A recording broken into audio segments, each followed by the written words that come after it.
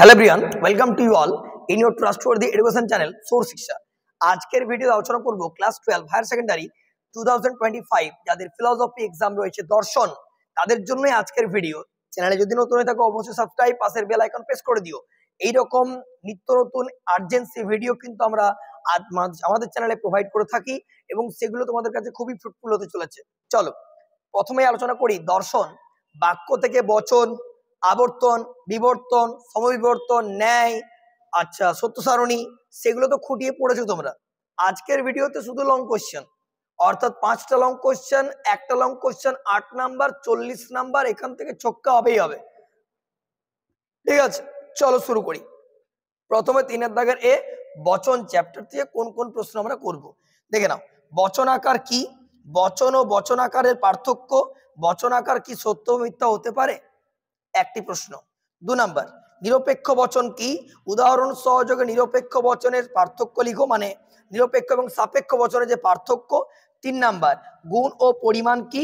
আর দৃষ্টান্ত সহকারে এর যে একটা শ্রেণী বিভাগ করতে হবে, অর্থাৎ সামান্য সদর্থক, সামান্য অনর্থক, বিশেষ সদর্থক, বিশেষ অনর্থক। কোশ্চেনটা ঘুরিয়ে আসতে পারে। চতুর্বর্গ পরিকল্পনা টিকা, ঘাবড়ে যেও না, একই প্রশ্ন। 4 নাম্বার প্রশ্ন, পদের ব্যাপ্যতা কি এবং 4টি নিরপেক্ষ বচনের পদের ব্যাপ্যতা উদাহরণ সহযোগে আলোচনা করো। ঠিক আছে, টোটাল 4টে প্রশ্ন বললাম। এই 4টের মধ্যে 3 দাগের এ তে একটা প্রশ্ন কনফার্ম তুমি পেয়ে যাচ্ছ। ক্লিয়ার? আর যারা চাইছো যে আমরা না বচনটা করব, অলওয়েজ ওয়েলকাম। তাহলে এর অথবাতে 4টে তোমার বাক্য থাকবে, প্রথমে লজিক ফর্মে কনভার্ট করবে, তারপর কোন পদ ব্যাপ্য অব্যাপ্য লিখে দিলেই তোমার ওইটা তো নাম্বার হয়ে গেল। যারা লজিক করবে না তাদেরকে 4টা প্রশ্ন বললাম, 4টের মধ্যে একটা পাবেই পাবে 3 দাগের এ। ক্লিয়ার হয়ে গেল। চলে আসছি বিয়ের দাগ। বিয়ের দাগ আমরা পাবো অমাধ্যম অনুমান থেকে, চ্যাপ্টার ওয়াইজ সাইজেন। কিন্তু 1 নাম্বার প্রশ্ন, আবর্তন কি? আবর্তনকে মানে নিয়মগুলি আলোচনা করো।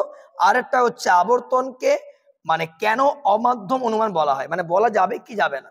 আচ্ছা, নেক্সট প্রশ্ন, এ বচনের সরলাবর্তন কি আদৌ সম্ভব? আর ও বচনের আবর্তন সম্ভব নয় কেন? দুটো প্রশ্নে আসতে পারে, দুটো 4+4 আসবে। ঠিক আছে, নেক্সট প্রশ্ন, বিবর্তন কাকে বলে? আর বিবর্তনের নিয়ম, আর বিবর্তনকে মানে অমাধ্যম অনুমান বলে কেন? আর 4 নাম্বার প্রশ্ন, টিকা লিখো বস্তুগত বিবর্তন।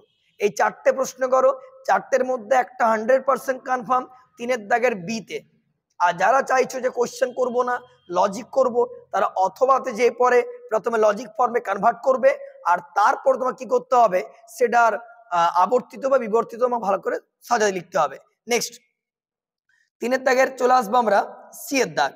অর্থাৎ আর একটা কথা বলে রাখি, এখানে দুটো ট্যাগ কোশ্চেন কিন্তু আসতে পারে, সরল এবং সীমিত আবর্তনের পার্থক্য।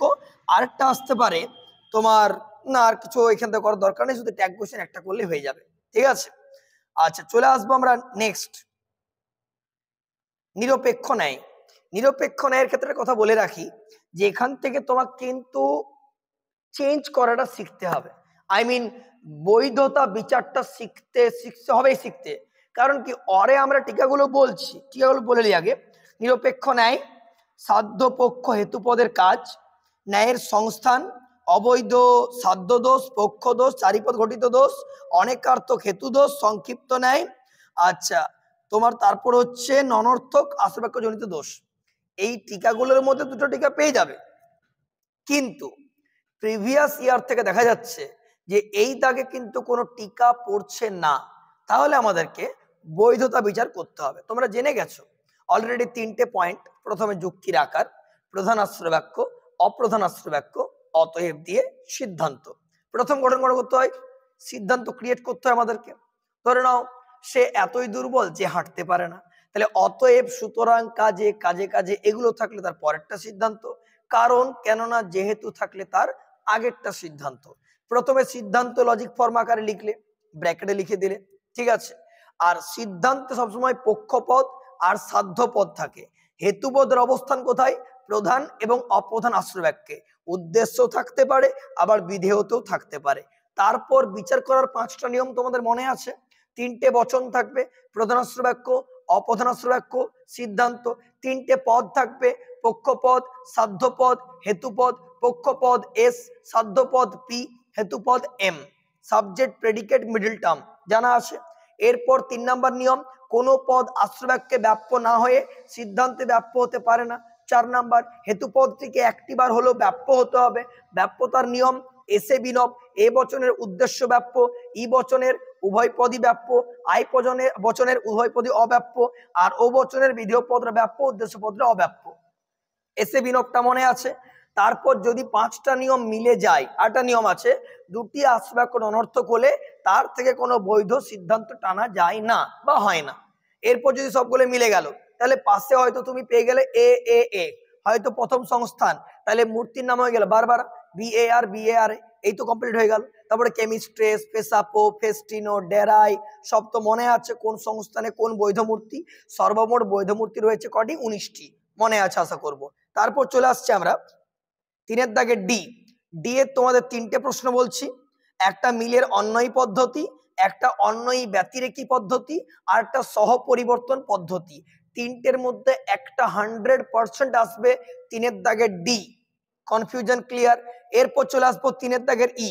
ই এর দাগে তোমাদেরকে টিকা বলবো 6টা, মন্দ উপমা যুক্তি, বহু কারণবাদ, অপর্যবেক্ষণ দোষ, অবৈধ সামান্যীকরণ দোষ, কোনো অপ্রাসঙ্গিক ঘটনাকে কারণ বলে মনে করার দোষ, আর একটা সহকার্যকে কারণ ভাবার দোষ।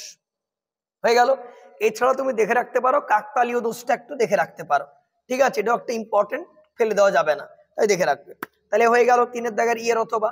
তাহলে এ এর দাগে তোমাকে 4টে প্রশ্ন বললাম, বি এর দাগে 4টে বললাম, সি এর দাগ তোমাকে ন্যায় শিখতেই হবে, টিকা পেয়ে গেলে খুব ভালো। ডি এর দাগে 3টে প্রশ্ন বললাম মিলের, ই এর অথবা তোমাকে 6টা টিকা বললাম, 6টার মধ্যে 2টো পেয়ে যাবে, 4+4। ক্লিয়ার? তাহলে এই গেল গল্প। তাহলে আশা করব তোমরা এখান থেকে কিন্তু খুবই উপকৃত হবে, যেগুলো বললাম সেগুলো ভালো করে দেখো। এছাড়া তোমাদের মধ্যে ইম্পর্টেন্ট সেরকম আর কিছু নেই, যা ছিল সবগুলোই বললাম, ঠিক আছে? শুধুমাত্র কাকতালীয় দোষটা একটু দেখে রাখবে, অতটা ইম্পর্টেন্ট নয়, বাট দেখে রাখবে। এই গেল গল্প। তো যাই হোক, ফিলোসফি আশা করব তোমাদের খুব ভালো এক্সাম হবে। ভিডিওটা তুমি দেখো, দাগে দাগে বলে দিয়েছি, দাগে দাগেই মিলবে, কিচ্ছু করার নেই, আসবেই, কথা দিচ্ছি, অবশ্যই উপকৃত হবে। আজকের ক্লাসটা এই অবধি রইল, তোমার সঙ্গে দেখা হবে খুব শীঘ্র নেক্সট ভিডিও নিয়ে। চ্যানেল নতুন হয়ে থাকলে অবশ্যই সাবস্ক্রাইব, পাশের বেল আইকন, নিত্য নতুন ভিডিও কিন্তু আসতেই থাকবে। টাটা।